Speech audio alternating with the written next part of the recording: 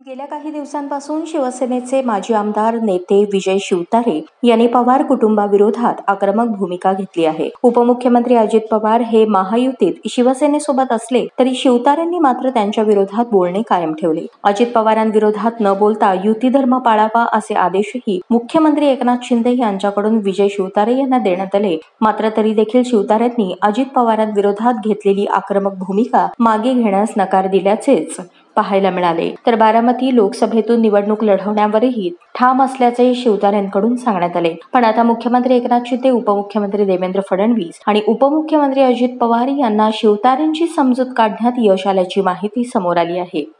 काल बुधवारी रात्री उशिरा मुख्यमंत्री आणि दोन्ही उपमुख्यमंत्री यांच्यासोबत विजय शिवतारे यांची बैठक पार पडली. मुख्यमंत्री एकनाथ शिंदे यांच्या वर्षा निवासस्थानी ही बैठक पार पडली. या बैठकीत सकारात्मक चर्चा झाल्याची माहिती असून शिवतारेंनी पुकारलेल्या बंडावर तोडगा निघाल्याचे सांगण्यात आले. महायुतीकडून उपमुख्यमंत्री अजित पवार यांच्या पत्नी सुनेत्रा पवार यांना बारामती लोकसभा मतदारसंघातून उमेदवारी देण्यात येणार आहे. परंतु बारामतीतून सुनेत्रा पवारांना उमेदवारी न देता त्या लोकसभेची मागणी विजय शिवतारे यांच्याकडून करण्यात आली. पण याबाबत कोणताही निर्णय न झाल्याने शिवतारे हे अपक्ष उमेदवारी अर्ज दाखल करण्यावर ठाम असल्याचे पाहायला मिळाले. पण आता मुख्यमंत्र्यांनी दोन्ही उपमुख्यमंत्र्यांच्या उपस्थितीतच शिवतारेंची भेट घेतल्याने या बैठकीत सकारात्मक तोडगा निघाल्याचे बोलले जात आहे.